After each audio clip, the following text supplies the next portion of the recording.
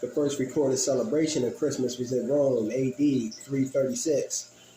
In the 3rd century, it should be noted that earlier Christians didn't even celebrate the birth of Jesus because they didn't know when it was. First off, the date of December 25th was long commemorated before Jesus was born. It was the birth date of Horus in Egypt. He was one of the Ethiopian manifestations of the sun, son of Isis and Osiris, born at least 2,000 years before the New Testament Christ. In short, there were a lot of manifestations of God before Jesus being commemorated on this day. The date of December 25th being the birth date of Jesus wasn't adopted until 325 CE at the Nicene Council in an effort to harmonize and systemize the diverse Christian dogma which existed at the time.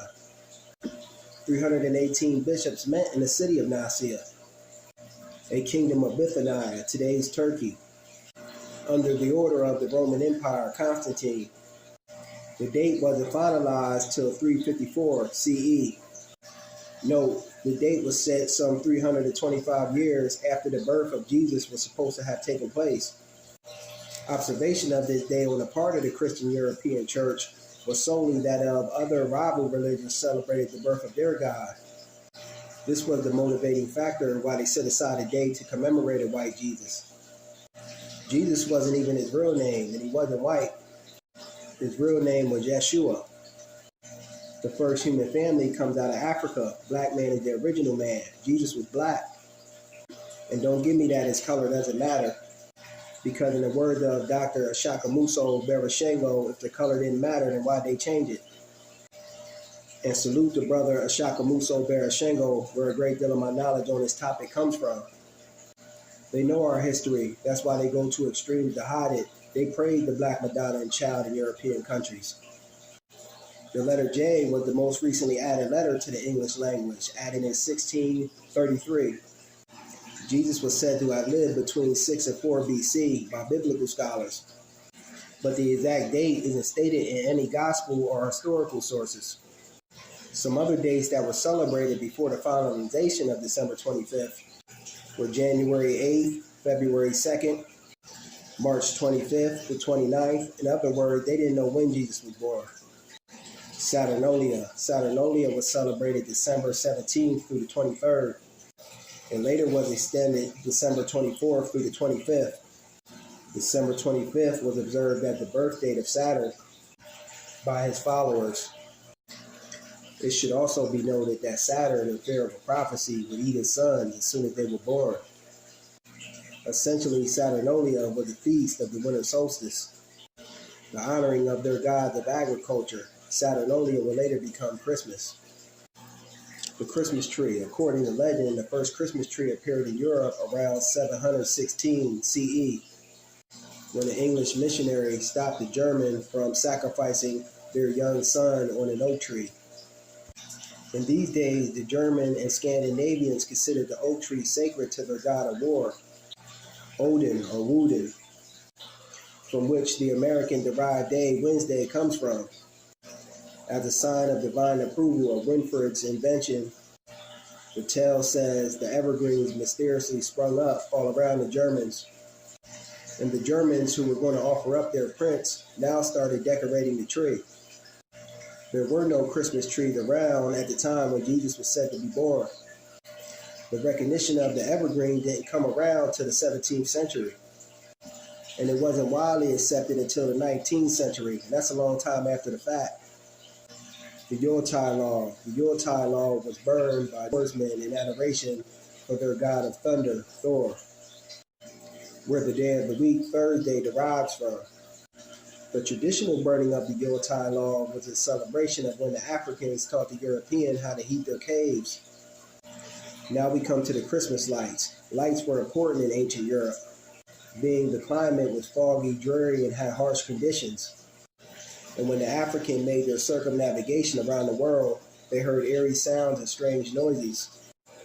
Coming from the continent of Europe, it was said to be a land of horrors. And another significant fact, light was important to the Europeans during the Puritan prohibition of the celebration of Christmas. They light candles in their windows to let the Catholic priests know the Yuletide was celebrated in their home. Now we have the mistletoe, a parasitic plant, pale green with yellow berries, and it was known to some people to be the golden bureau. Possession of this golden bureau is believed by many to have magical powers and be an aphrodisiac. The Druid members of a secret society in ancient Europe who divined in stabbing their victims, and depending on which way the blood was spurted, meant the mistletoe was very sacred. The blood-letting Druids trimmed their caves and huts with the golden bureau during the times of the 25th celebration. It's also said in Danish folklore that Binder, the god of the spring, who was slain by a spring of mistletoe, thrown at him by his brother Hoider, who was inspired by Loki, demon, and here you are today, people running around kissing each other under the mistletoe. Now we come to the guy everyone loves, Santa. The designation of Santa comes from Sinister Claus, the Dutch name for Saint Nicholas. The origins of Santa goes back to a time many northern European countries thought vampires, demons, ghosts, witches move about on Christmas Eve. It was on the night that Santa/Satan, the demon/saint, there was little differentiation between saints and demons at this time in Europe. According to German myth, Satan/Santa first appeared as a hairy imp called Pezzenickel in Holland and other European countries.